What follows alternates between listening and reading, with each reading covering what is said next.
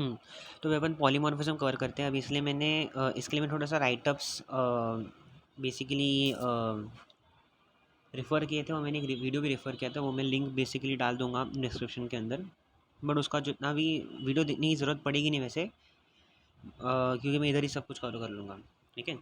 तो उसमें से इतना ही बताया था सर ने कि पॉलीमॉर्फिज्म का जो बेसिकली चीज़ होती है, सबसे पहले तो आपको समझना पड़ेगा कि क्रिस्टलाइन सब्सटेंसेस क्या होते हैं और अमॉर्फस सब्सटेंसेस क्या होते हैं। सबसे पहले तो आपको ये समझना चाहिए, ठीक है। तो अगर हमारे पास कुछ सब्सटेंसेस हैं तो उन लोग को हम डिवाइड कर सकते हैं into crystalline and into polymorphism, crystalline and crystalline and amorphous substances, correct है।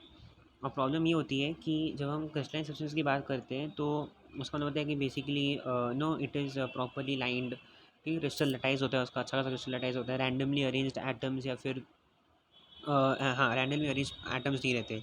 But when talking about amorphous, randomly arrange atoms रहते हैं, it does not having a specific shape और size, is very irregular from any मतलब कौन सी भी side से अगर आप उसको मेजर करने की कोशिश करोगे तो आपको सेम वैल्यूज कभी मिलेंगी नहीं।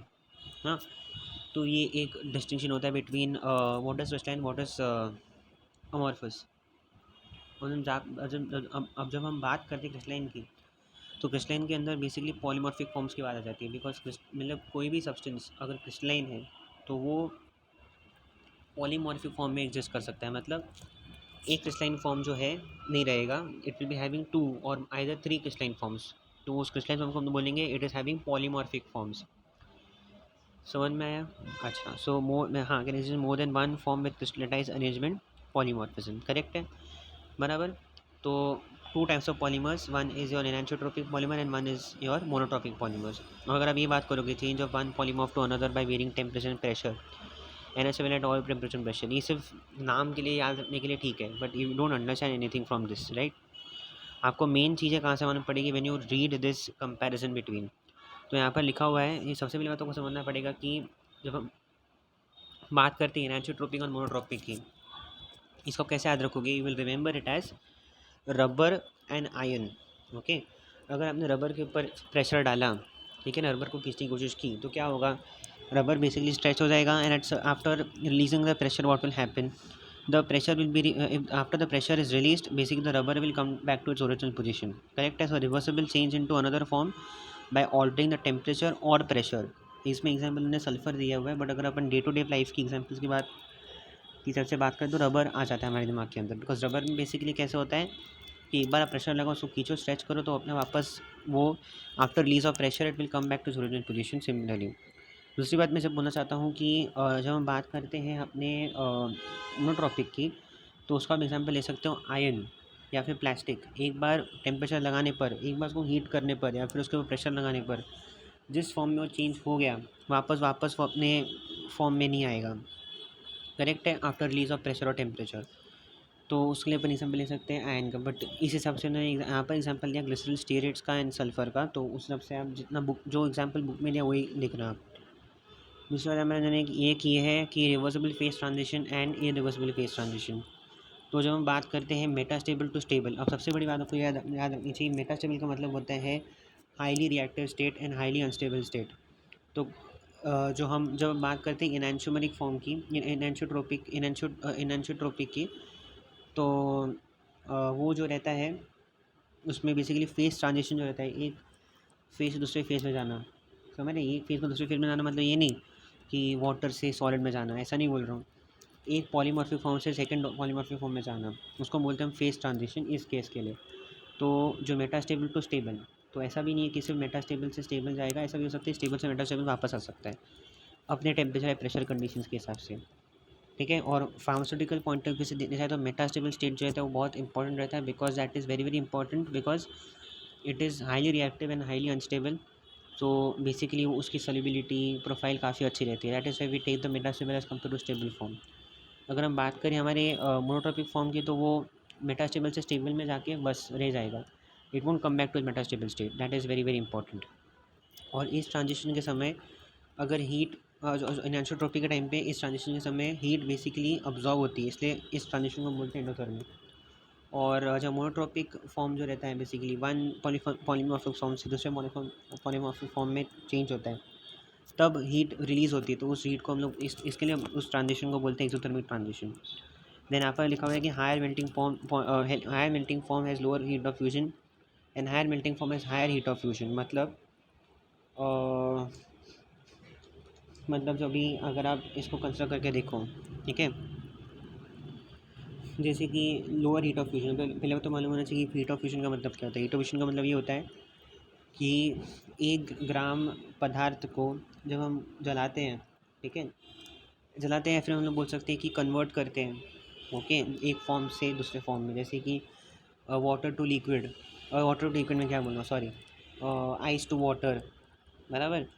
तो सॉलिड टू लिक्विड जिसके हम फेज जनरेशन की जब बात करते हैं, तो 1 gram of solid converting into liquid, ठीक है, energy required to convert 1 gram of solid into liquid into complete liquid without change in temperature will be called as heat of fusion. Correct है। तो जब हम बात करते हैं इनएडोट्रोपिक फॉर्म की, तो तभी higher melting form has lower heat of fusion.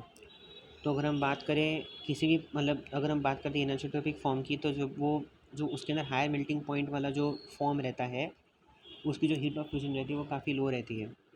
Correct है। तो उसकी हीट ऑफ फ्यूजन क्या रहती है, काफ़ी लो रहती है। और इनएडोट्रोपिक फॉर्म में हायर मेल्टिंग पॉइंट की जो हीट ऑफ फ्यूजन रहती है वो काफ़ी ज़्यादा रहती है। करेक्ट है। अभी इसमें देखो, during preformulation is essential to identify the if the polymorph is stable at room temperature और not to further determine formation stability. Polymorphs are also evaluated during preformulation to withstand temperature but drying. अच्छा ठीक है, doesn't matter. तो अपन ने काफ़ी ज़्यादा समझ लिया है, ये करने की ज़रूरत नहीं है। Now will be doing the example sodium phenicol palmitate. तो उसमें उन्होंने बात की है stable polymorph, metastable polymorph and unstable polymorph. As I said, metastable polymorph is very very important for us, that is having more solubility. तो जब हम बात करते हैं क्लोरम फेनिकल पाल्मिटेट की, बेसिकली इसके पास 3 पॉलीमॉर्फ्स हैं, एक है स्टेबल, एक है अनस्टेबल और एक है मेटास्टेबल। मेटास्टेबल जो है वो काफ़ी ज़्यादा काम करता है, that is more soluble chloramphenicol palmitate के अंदर। You have to remember this, okay. Then we go on to the effect of the internal structure on pharmaceutical parameters, okay. तो बेसिकली हमारा इंटरनल स्ट्रक्चर किस हिसाब से change हो रहा है, इंटरनल स्ट्रक्चर मतलब, हाँ, सो कभी भी आप याद रखना, कोई भी सब्सटेंस की ना एक हैबिट होती है और एक इंटरनल स्ट्रक्चर होती है। जब हम बात करते हैं हैबिट की, तो उसका मतलब होता है कि आपका बाहर का सरफेस क्या है, और अगर हम बात करते हैं इंटरनल स्ट्रक्चर की, तो मतलब क्रिस्टलाइन है कि अमॉर्फस है, उस हिसाब से अगर सोचो। तो हम घुस गए इंटरनल स्ट्रक्चर के अंदर ही, तो हम उसके बारे में बात करेंगे। इट इज़ हैविंग अ अच्छा खासा effect on bioavailability. So crystalline form of Nova Biosyn, okay, antibiotic is inactive when administered orally, whereas amorphous form is rapidly absorbed from GIT and shows 10 times more bioavailability। तो इधर से देख लो आप, तो कभी कभी क्रिस्टलाइन फॉर्म भी अच्छा नहीं होता। हम बोलते हैं क्रिस्टलाइन फॉर्म अच्छा होता है, बट कभी कभी वो भी अच्छा नहीं होता। सो बायोअवेलेबिलिटी आप ये देख लो, क्रिस्टलाइन फॉर्म ऑफ नोवाबायोसिन एंटीबायोटिक एक तरह का, is inactive when administered orally, whereas amorphous form is rapidly absorbed from GIT and shows 10 times more bioavailability। समझा। दैन स्टेबिलिटी की अगर हम बात करें, तो भाई ये तो सबसे पहला पैरामीटर हो गया कि बायोएबिलिटी पे क्या इफेक्ट पड़ रहा है हमारे इंटरनल स्ट्रक्चर का, बराबर।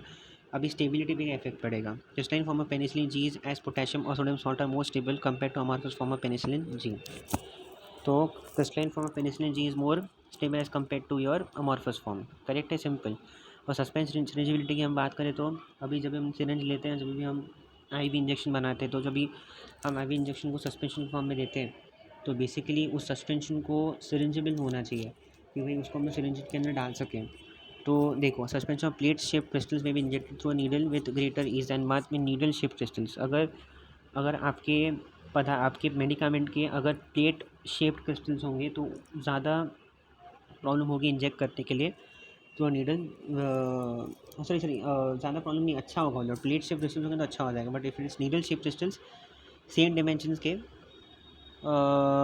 तो कम ईज़ होगी, समझ में आएगा, थोड़ा प्रॉब्लम आएगी। सो याद रखना है आपको। Then effect on granulation, use of amorphous calcium pantothenate in multivitamin tablets prepared by wet granulation process is not desirable because polymorphic transformation makes the granulation mass sticky, okay, so making further granulation virtually impossible। उन्होंने यहाँ पे क्या बोला हुआ है कि अगर हम अमॉर्फस फॉर्म यूज़ करें कैल्शियम पैंटोथेनेट का, तो बेसिकली क्या हो जाता है कि मतलब इट इज़ नॉट डिज़ायरेबल। क्यों? बिकॉज वहाँ पर पॉलीमॉर्फिक ट्रांसफॉर्मेशन होना चालू हो जाते हैं। ठीक है, तो मैंने एक स्टेटमेंट आपको रॉन्ग बोला था कि पॉलीमॉर्फिज्म सिर्फ क्रिस्टल्स में देखा जाता है, तो पॉलीमॉर्फिज्म हमारा अमॉर्फस फॉर्म में देखा जा सकता है। ओके, इट नॉट नेसेसरी कि पॉलीमॉर्फिज्म आपको क्रिस्टलाइन सब्सटेंस में ही दिखे, it will be seen in amorphous substance also. So अभी अपने 4 पैरामीटर्स पढ़े, bioavailability, stability, syringeability, suspension syringeability and fourth point that was your क्या देखा था अपन ने, हाँ granulation, sorry effect on granulation, wet granulation है जो भी है तुम्हारा, समझ में है? ओके ठीक है। सो 4 पैरामीटर्स वर बायोअवेलेबिलिटी, स्टेबिलिटी। एक बार आप हेडर्स याद करने की कोशिश करोगे ना, then you will remember everything, it's not on on, ठीक है। Then we are going to go on पर प्री फॉर्मुलेशन स्टडीज़, प्योरिटी पे अपन आने वाले हैं, ठीक है। तो ये जो अपन देख लेते हैं ना अभी तक, ये सब आपका अभी तक बल्क कैरेक्टरिस्टिक्स खत्म कर देते हैं अपन ने, सोल्यूशन स्टेबिलिटी भी खत्म कर देता है, फिर रिमेंबर, याद है आपका?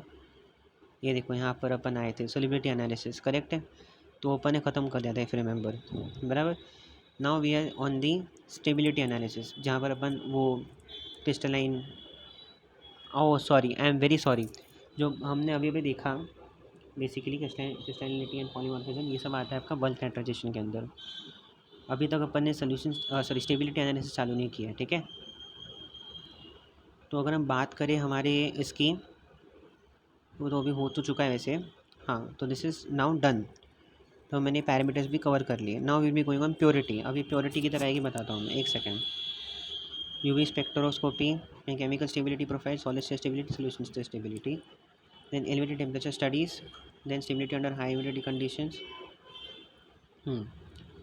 Oxidation compatibility studies, and then hydrolysis, which is very very easy, preformulation studies, BCS classification, ठीक है। तो ये देखो अभी अपन मैं वापस आपको दिखा लेके जाता हूँ उस पार्ट पे। ये देखो हम लोग इसके ऊपर थे, करेक्ट, ये डिवाइड ऐसे किया ना अपन ने, हाँ। तो अभी जो अपन देख रहे हैं, ओके, जो अपन ने अभी अभी देखा, जैसे एक काम करते हैं, एक सेकेंड, हाँ। तो अभी अपने को ये जो purity, UV spectroscopy, chemical stability profile, ठीक है, केमिकल स्टेबिलिटी प्रोफाइल तो चलो स्टेबिलिटी स्टडीज़ के अंदर आ जाता है, बट ये जितने भी है ना, ये थोड़े से एक्स्ट्रा हैं। एक्स्ट्रा एज इन मतलब ये किसी कैटेगरी में फॉल नहीं होते, ये आप बोल सकते हो डिफरेंट है थोड़े से, बट वेरी वेरी इंपॉर्टेंट। तो प्योरिटी में तो अपने को पता है कि कौन से टेक्निक्स अपन यूज़ कर सकते हैं, सिंपल है यार, come on, TLC, UV, HPLC, ठीक है। देन थर्मल मेथड्स में DSC याद रखना अपने को, DSC, TGA and DTA, those are your thermal methods. What are these are thermal methods. अभी अपन आदमी आगे जाके देखना लेकिन थर्मल मेथड्स क्या क्या है, DSC, TGA, DTA सब को मालूम होना चाहिए। Then UV spectroscopy, UV spectroscopy में क्या बोला उन्होंने यहाँ पर कि the important requirement of any promotion study is the, हाँ चल ठीक है, ये तो अपन कर सकते हैं। Most of the drugs have an aromatic ring double bond in the structures and hence they absorb light in UV range. So chromophore, for drug substance not containing a chromophore, they have to be derivatized using a derivatizing agent, okay ठीक है। तो यहाँ पर वही लिखा हुआ है कि यूवी स्पेक्ट्रोस्कोपी में जब अपन बोलते हैं ना कि क्रोमोफोर अगर नहीं होता है तो अपने डेरिवेटाइजिंग एजेंट डालना पड़ता है। सबसे पहली बात आपको क्रोमोफोर का मतलब समझना पड़ेगा। Chromophore are those group of atoms और molecules, those group of atoms that basically absorb a certain wavelength of light and then you know when present in a structure, basically उसकी वजह से कलर आ जाता है हमारे कंपाउंड को। तो अगर किसी कंपाउंड के पास क्रोमोफोर्स ऐसे कुछ एटम्स या ग्रुप्स ऑफ एटम्स नहीं जो एब्जॉर्ब कर सकते हैं लाइट को, तो उनके अंदर अपने को डेरिवेटाइजिंग एजेंट डालना पड़ेगा, उनका एक अपने को उनका एक डेरिवेटिव फॉर्म करना पड़ेगा बेसिकली, जिससे फिर अपना काम हो सकता है, करेक्ट है। So in this way we have to do stuff. So for drug substances not containing a chromophore, they have to be derivatized using a derivatizing agent. Simple सी बात है, करेक्ट है, chromophore. Then chemical stability profile,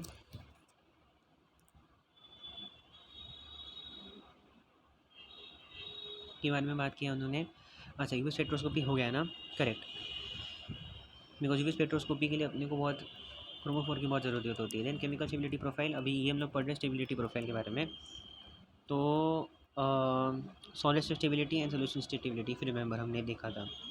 तो to study the effect of pH temperature light, याद है अपन ने बोला था कि सोल्यूशन स्टेबिलिटी का ऐसे याद रखो कि it is like stability from the outer side, of the compound. हम कंपाउंड को बहुत ही आउटर पर्सपेक्टिव्स के हिसाब से देख रहे हैं कि भाई इसका लाइट का इफेक्ट क्या हो रहा है, टेम्परेचर का इफेक्ट क्या बढ़ रहा है। उस हिसाब से हम देख रहे हैं। Primary objective identification of stable storage conditions of. हाँ, so in short we need to, हमारा प्राइमरी ऑब्जेक्टिव ये है कि हम लोग एक स्पेसिफिक स्टोरेज कंडीशन की स्पेसिफिक स्टोरेज कंडीशन का निर्माण कर सके। बेसिकली हम लोग स्पेसिफिक स्टोरेज कंडीशंस का एक स्टैंडर्ड सेट कर सके, भाई ये स्पेसिफिक स्टोरेज कंडीशन में इस पर्टिकुलर चीज़ पर रखना पड़ेगा। तो वो हम कब कर सकते हैं, जब हमने सॉलिड स्टेट स्टेबिलिटी का स्टडी जो है कर लिया है। और सॉल्यूशन स्टेबिलिटी का मतलब होता है stability of a drug substance at various pH and ambient and elevated temperature. तो एक सेकेंड, इस सॉल्यूशन स्टेबिलिटी को थोड़ा सा अच्छे से समझते हैं। तो इस पार्ट को समझते हैं जो उन्होंने बोला ना यहाँ पर कि सॉल्यूशन स्टेबिलिटी का मतलब होता है कि हम लोग चेक करते हैं various various pH and various temperatures. उसके अंदर आपको एक और पॉइंट ऐड करना पड़ेगा, that it is also checking basically it's oxidative it's chemical stability to be more specific. समझ में आ रहा है आपको कि वो केमिकली कितना स्टेबल है? समझ में आ रहा है? जैसे कि इसकी ऑक्सीडेशन की करने पे कितनी ऑक्सीडेटिव स्टेबिलिटी कितनी है, बराबर, वो भी हम चेक करते हैं इसके अंदर सॉल्यूशन स्टेबिलिटी के अंदर। So we have finish chemical stability profile, जिसके अंदर ये दो टाइप्स ऑफ स्टेबिलिटी आते हैं।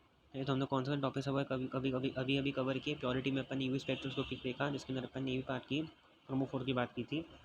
और हमने अभी अभी देखा है हमारा chemical stability. Now we are going to see elevated temperature study, जिस which is very very important. अब देखो यहाँ पर क्या करना है। Elevated temperatures commonly used are 40, 50, 60 degree centigrade with ambient humidity. The samples stored at higher temperatures are observed weekly for physical and chemical changes and compared to an appropriate control. If substantial changes seen, samples stored at lower temperature are examined. समझ में आ रहा है? So, if no changes seen after 30 days at 60 degree Celsius, stability prognosis is excellent. Correct है? तो हम क्या करते हैं कि एलिवेटेड टेम्परेचर जो रहते हैं कॉमनली यूज्ड आर 40, 50 डिग्री से 60 degree centigrade and ambient temperature. अब आप इसको ऐसे समझो कि आपने किसी मटेरियल को basically 50 degree Celsius, 40 degree Celsius and 60 degree Celsius में डाल दिया। करेक्ट है? अब एक पॉइंट ऐसा आ जाता है कि आफ्टर 24 आवर्स और sorry after 30 days you see that at 60 degree Celsius that substance is not stable enough. Correct है? तो आप क्या करोगे? आप ऐसा रीज़न ढूंढोगे कि 60 डिग्री सेल्सियस पे क्यों प्रॉब्लम हो गई, कि आप वापस से शुरुआत पर जाके देखोगे कि भाई मॉलिक्यूल में शायद प्रॉब्लम हुई होगी। तो वापस से टेस्टिंग करके मैं इसको 40 डिग्री सेल्सियस में वापस टेस्ट करूँगा, 50 डिग्री सेल्सियस में वापस टेस्ट करूँगा। मतलब जो लोअर टेम्परेचर्स हैं जैसे 40, 50, after correction I will test them again in lower temperatures. तो उसी बात पे ये चीज़ यहाँ पर इन्होंने लिखी हुई है कि अगर अपने को सब्सटेंशियल चेंज दिखता है तो sample stored at lower temperatures are examined. जो हमारे सैम्पल्स बेसिकली लोअर टेम्परेचर पे स्टोर्ड हैं, ठीक है, अगर भले ही वो ठीक हो, बट तो भी हमको चेक करना पड़ेगा वहाँ पर कि अगर हायर टेम्परेचर पे प्रॉब्लम हुई है तो शायद लोअर टेम्परेचर पे थोड़ी बहुत प्रॉब्लम हुई होगी, ठीक है, बट वो विजिबल नहीं है। फिर उसको और डेप्थ में समझना पड़ेगा, क्योंकि लोअर टेम्परेचर पे अगर एक बार प्रॉब्लम ठीक कर दोगे then it will be stable at higher temperature also. So if no change is seen after 30 days at 60 degrees Celsius, then it is stability prognosis is excellent. समझ में आया? ये एक तरीका है। आप बोलते हो ना कि अगर आपका हायर टेम्परेचर पे जाके ठीक नहीं लग रहा है आपको कंपाउंड, समझ में आ रहा है? जैसे कि हम बात करते हैं कि आपने एक मटेरियल, एक प्रोडक्ट बनाया, जो एक आयन का बना हुआ है। ठीक है, सीधा सीधा बात किया हमने, आयन का बना हुआ है। हमने क्या किया बेसिकली कि एक आयन का मतलब हम लोग स्ट्रेंथ चेक कर रहे हैं। तो हमने क्या किया कि हमने पहले 10 टन का वेट लगा के देखा कि भाई देखते हैं आयन का जो बार है वो उल्टा सीधा होता है कि नहीं होता है, टेढ़ा होता है कि नहीं होता है। देखा 10 टन की वेट के ऊपर से कुछ नहीं प्रॉब्लम हुई। हमने 15 टन का वेट लगाया, फिर 30 टन का वेट लगाया, फिर 40 टन का वेट लगाया, तब जाके उसका टेढ़ा हो गया बार। तो हम यहाँ पर ये देखने की कोशिश कर रहे हैं कि ये अगर 40 टन पे टेढ़ा हो गया है, मतलब इसकी मैक्सिमम स्ट्रेंथ कैपेबिलिटी कितनी है? 40 टन की, बराबर है। मतलब कुछ ना कुछ प्रॉब्लम है हमारे आयन बार के अंदर जो वो फेस कर रहा है। तो हम लोग शुरुआत से जाके इसको देखेंगे, ठीक है, कि 10 टन की वेट पे उसके अंदर क्या प्रॉब्लम आ रही थी। ऐसा भी हो सकता है कि हमको कोई चेंज दिखा नहीं हो 10 टन के वेट के अंदर, हमको दिख रहा है कि भाई टेढ़ा वेढ़ा नहीं हुआ, but at the molecular level शायद उसके अंदर क्रैक्स डेवलप हो गए होंगे, इसलिए प्रॉब्लम हो रही है 40 टन के वेट के ऊपर, 40 टन के वेट के टाइम पे, बराबर है। तो उन्होंने क्या किया यहाँ पर, जो लोअर वेट लगा के देखा था जब हमने, तभी हम लोगों ने जो है जाके वहाँ पर करने की कोशिश की कि भाई कुछ ना कुछ प्रॉब्लम हुई होगी लोअर वेट के उधर, इसलिए जाके वो हायर जो वेट है उसको सह नहीं पाया। करेक्ट है। तो इसी टाइम पे भी अपन इसी इसी इसी वे को हमने यूज़ करके यहाँ पर भी करने वाले हैं, इसलिए हमने एलिवेटेड टेम्परेचर यहाँ पर डिफरेंट टेम्परेचर्स को यहाँ पर दिया हुआ है। अच्छा, स्टेबिलिटी एंड ह्यूमिडिटी कंडीशंस और दूसरा जो है हम बाद में कवर करेंगे, ठीक है।